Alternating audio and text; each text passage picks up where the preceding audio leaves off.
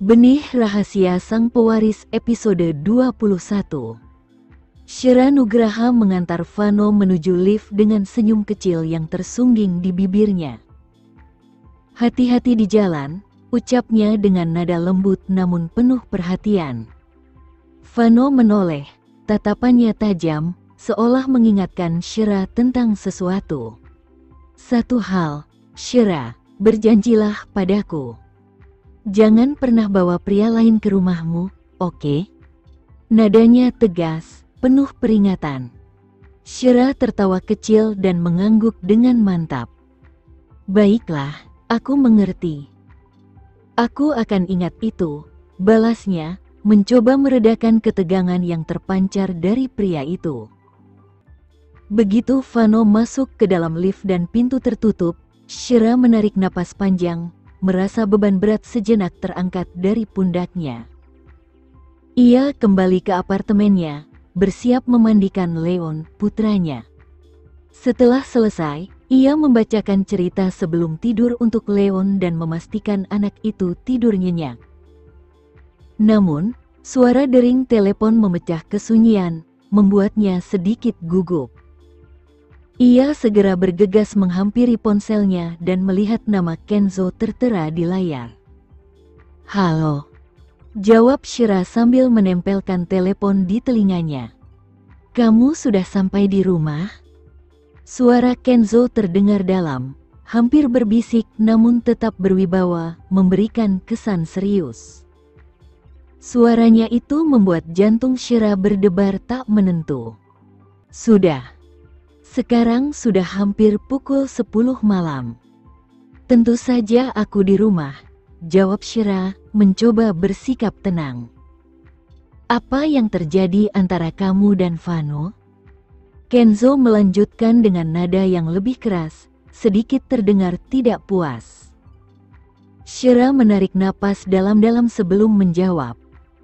"Kami hanya teman baik, lebih dari sekadar teman biasa," jawab Shira dengan nada tegas namun sedikit ragu.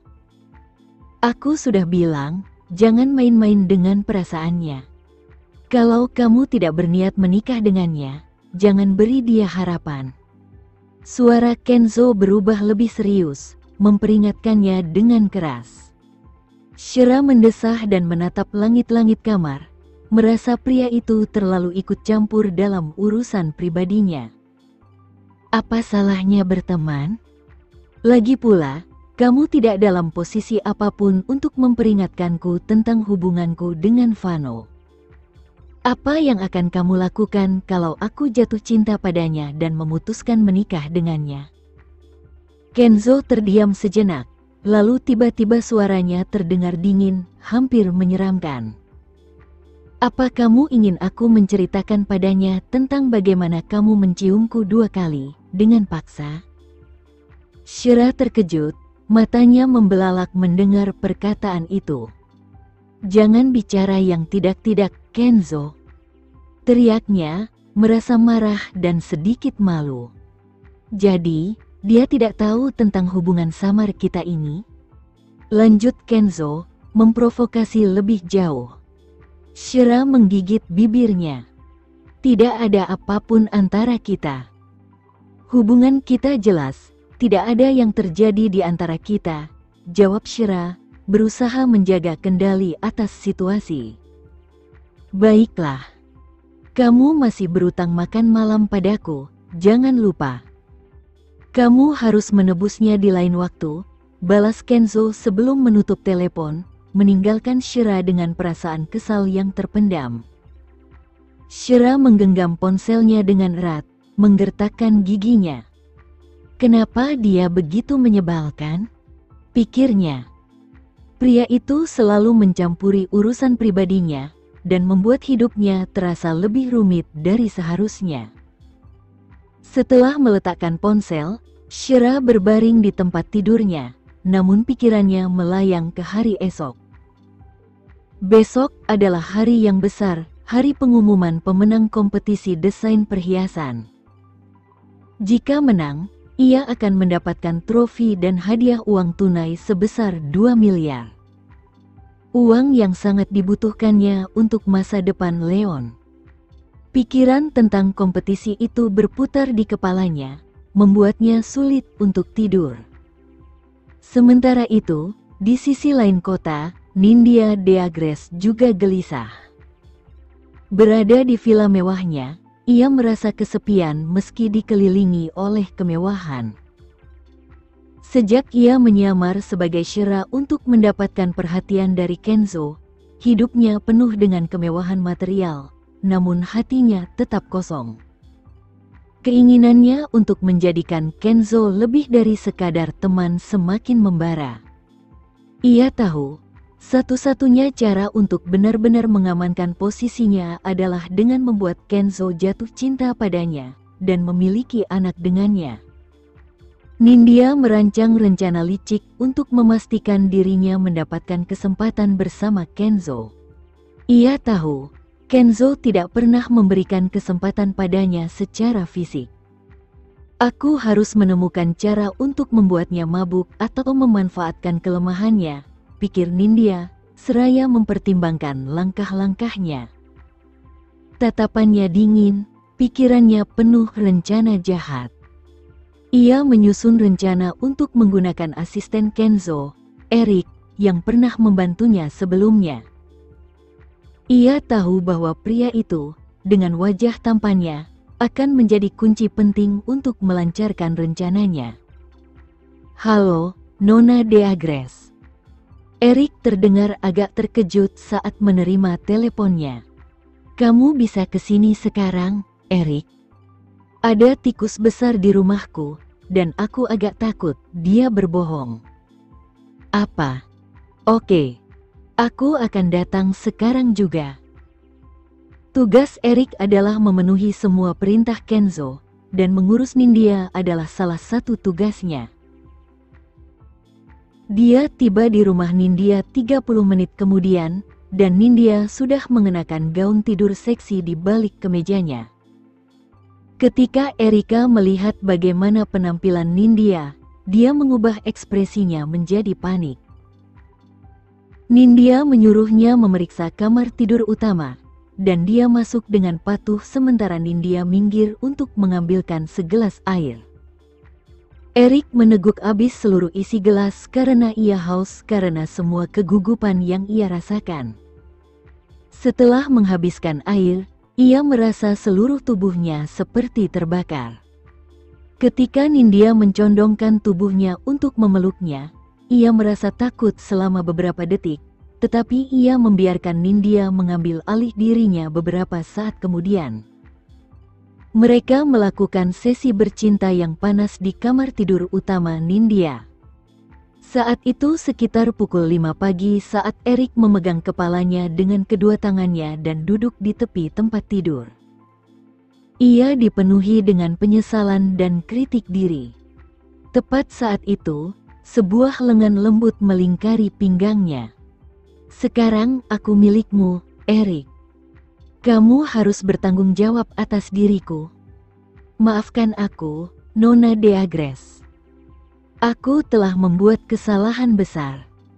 Eric mendorongnya ke samping dengan tergesa-gesa.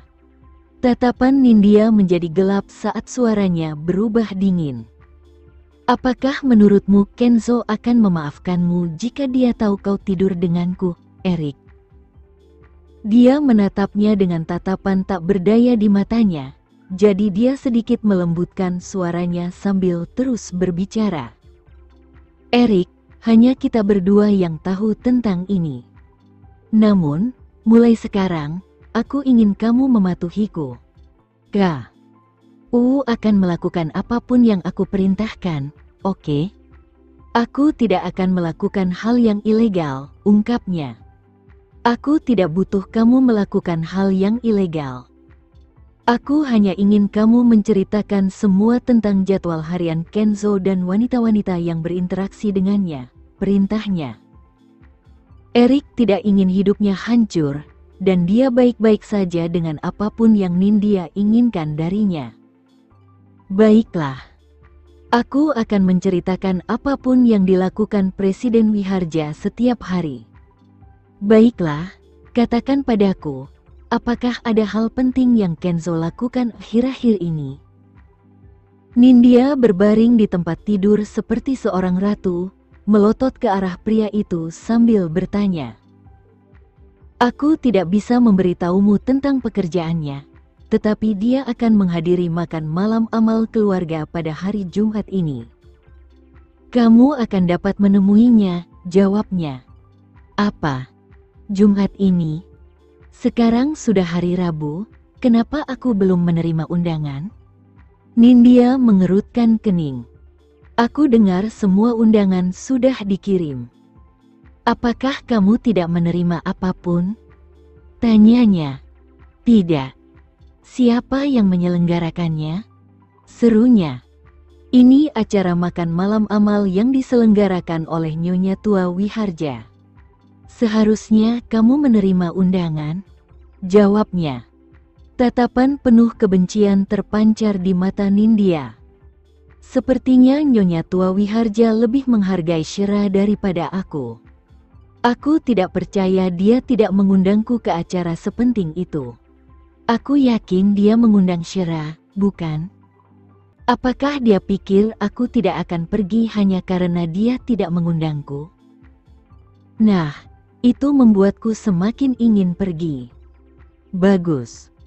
Mulai sekarang, aku ingin kau menceritakan semuanya tentang Kenzo. Aku juga ingin kau mengawasi Shira. Jika dia memiliki hubungan dengan Kenzo, aku ingin kau segera memberitahuku. Eric memegang posisi yang relatif penting di perusahaan, meskipun ia tidak sekuat asisten kepala Kenzo, Firdaus. Meskipun demikian, Eric masih memiliki akses ke sebagian besar jadwal harian Kenzo. Setelah Eric pergi, Nindya masih merasa terlalu marah untuk tidur. Apa maksud Nyonya Tua Wiharja dengan ini? Apakah ia meremehkanku? Apakah ia ingin aku menjauh dari Kenzo? Nindya sangat marah karena perlakuan yang tidak adil itu. Keesokan paginya, Shira bergegas ke kantornya setelah mengantar Leon ke sekolah. Hari ini adalah hari yang sudah lama dinantikannya. Saat tiba di kantor, Vina membuka pintu dan menghampiri Shira untuk memberikan beberapa kata penghiburan. Jangan pedulikan semua omong kosong yang mereka katakan tentangmu, Shira. Aku percaya kamu dan Presiden Wiharja tidak bersalah. Shira tidak bisa lagi diganggu oleh hal-hal ini. Dia merasa tidak ada gunanya mengklarifikasi hal-hal seperti itu, dan bahwa dia tidak seharusnya menjalani hidupnya berdasarkan komentar orang lain. Saat itu sekitar pukul 10 pagi ketika telepon kantor Shira berdering. Halo. Dia mengangkat telepon itu. Kamu harus datang ke rapat, Shira. Aku membawa daftar pemenangnya. Suara Rianiga terdengar dari ujung sana. Shira merasakan jantungnya berdebar kencang. Apakah sudah keluar? Kupikir baru akan keluar sore ini. Dia menuju ruang rapat dengan campuran rasa takut dan kegembiraan mengalir di nadinya. Anggota staf lain dari Departemen Desain sudah ada di sana. Tetapi Rianita belum juga datang. Afida menatap Shira dengan tatapan dingin saat Shira duduk di hadapannya. Shira hanya menatapnya dengan pandangan tidak tertarik. Aku penasaran apakah Afida atau Shira yang memenangkan hadiahnya. Aku sangat gembira. Itu uang tunai senilai 2 miliar. Salah satu desainer junior sengaja membuat suasana menjadi lebih tegang. Kita akan tahu setelah direktur datang, jawab orang lain. Saat itu juga, Rianita masuk ke ruangan dan melirik kedua pesaing sebelum duduk di meja. Makanan yang disponsori yang kalian tunggu-tunggu telah disetujui. Apakah kalian ingin makan bersama malam ini? Tentu saja. Kami ingin berpesta, direktur, teriak seseorang. Afida dan Shirk saling berpandangan. Dilihat dari raut wajah Rianita, mereka tahu bahwa seseorang di perusahaan itu pasti telah memenangkan hadiah. Pemenangnya pasti salah satu dari mereka. Ekspresi cemburu terpancar di mata Afida. Jelas sekali. Itu pasti Shira. Baiklah. Mari kita siapkan makan malam untuk malam ini. Baiklah, saya akan mengumumkan pemenang dan hadiah yang akan mereka terima. Pertama-tama, saya ingin mengucapkan selamat kepada juara kompetisi desain perhiasan ini, Shira. Kamu telah memenangkan total 2 miliar. Shira mendengar suara denging keras di telinganya sebelum Rianita menyelesaikan kalimatnya.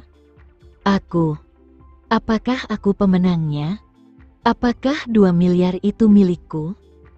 Hatinya dipenuhi kegembiraan saat itu, dia akhirnya mendapatkan uang yang dia butuhkan untuk putranya. Rianita menoleh ke Afida sebelum melanjutkan bicaranya. Perusahaan memutuskan untuk memberikan sejumlah hadiah kepada mereka yang terpilih, jadi Afida mendapat 45 juta sebagai hadiah hiburan. Afida melengkungkan bibirnya membentuk senyum sarkastik. Hadiah hiburan, ya? Sungguh lelucon. Tepat saat itu, tepuk tangan memenuhi ruangan saat Shira mendapati dirinya tenggelam dalam serangkaian ucapan selamat. Ia buru-buru mengucapkan terima kasih kepada orang-orang yang memberi selamat kepadanya sebelum berbalik untuk mengucapkan terima kasih kepada Rianita. Terima kasih atas dorongan dan dukungan Anda, Direktur. Kau berhasil karena kemampuanmu sendiri, Shira. Teruslah bekerja keras, oke? Baiklah, rapatnya sudah selesai. Kalian bisa memutuskan tempat untuk makan malam-malam ini. Rianita melangkah keluar ruangan, dan Shira baru saja akan pergi ketika Afida menyilangkan lengannya dan mendengus. Apa kau tidak merasa malu karena mengambil 2 miliar ini, Shira? Mengapa aku harus merasa malu? Shira bertanya balik. Ia merasa percaya diri dengan hasil karyanya sendiri. Menurutku, kau tidak perlu berterima kasih kepada Direktur Rianita. Mungkin sebaiknya kau berterima kasih kepada Presiden Wiharja saja. Aku yakin kau mendapatkan hadiah ini karena dia telah memberikan kata-kata yang baik untukmu. Dialah yang memberimu 2 miliar ini. Aku tidak akan berani mengambil uang ini jika aku jadi kau. Afida mendengus dan keluar setelah menyelesaikan kalimatnya. Shira adalah satu-satunya yang tersisa di ruang rapat setelah itu, dan pikirannya menjadi kosong selama beberapa detik. Mungkinkah ada alasan tersembunyi mengapa dirinya mendapatkan hadiah ini? Apakah Kenzo membantuku memenangkan ini? Apakah aku tidak memenangkan ini dengan kemampuanku sendiri? Hadiah uang tunai telah ditingkatkan dari 20 juta menjadi 2 miliar. Orang luar mungkin melihat ini sebagai kemurahan hati perusahaan, tetapi sekarang tampaknya tidak sesederhana itu bagiku. Semakin Shira memikirkannya, semakin tampak bahwa ini adalah salah satu tindakan Kenzo. Dia sengaja menaikkan hadiah uang tunai, dan dia sengaja memberinya kesempatan untuk memenangkan ini. Dia secara tidak langsung mencoba membalas hutang budinya. Shira merasakan wajahnya memerah karena campuran rasa malu dan marah memenuhi hatinya. Ia meraih ponselnya dari meja sebelum meninggalkan ruang rapat. Saat keluar, sekelompok orang memberi selamat padanya. Shira sering mendapatkan apa yang diinginkannya di perusahaan, dan ia dekat dengan bosnya. Jadi tidak ada satupun anggota staf yang berani memancing amarahnya. Sebaliknya, mereka semua mencoba menjilatnya. Begitu Shira masuk ke dalam lift, ia langsung menekan tombol ke lantai 8 tanpa ragu-ragu. Itulah lantai kantor Kenzo.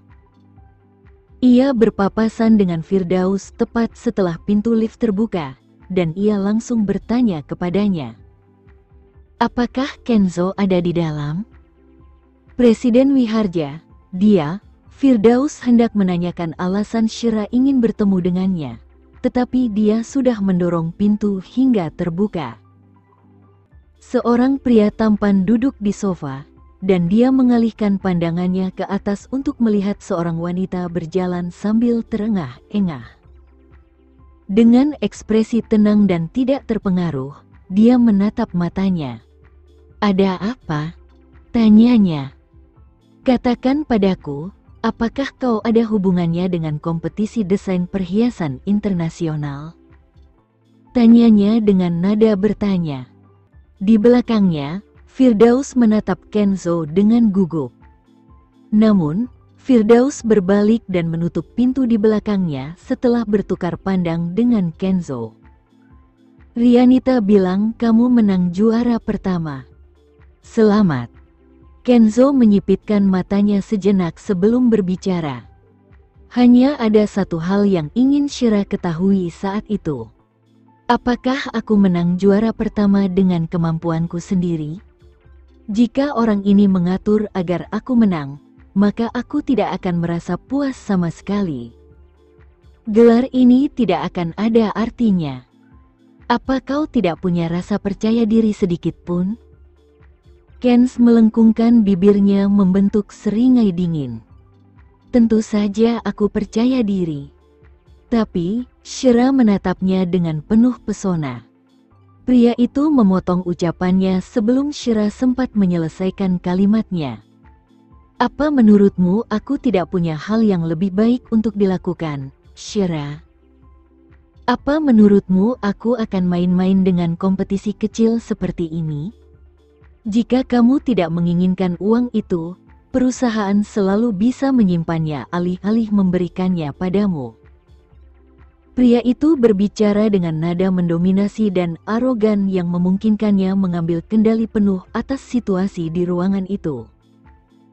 Syira merasa kehilangan keberanian yang dimilikinya sebelumnya setelah Kenzo mengancam akan menarik hadiah uang tunai itu.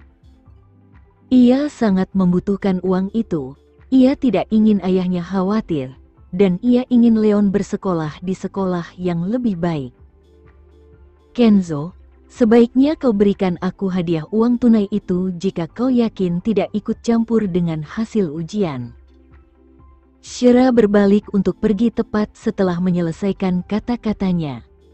Pria itu melengkungkan bibirnya membentuk senyum penuh arti setelah Syira pergi. Begitu Syira kembali ke kantornya, Rianita menghampirinya untuk memberi ucapan selamat. Rianit mengajak Syira menghadiri upacara penghargaan dan menyuruhnya untuk meletakkan trofi di antara barang-barang lain yang dipamerkan di perusahaan. Syira mengangguk patuh.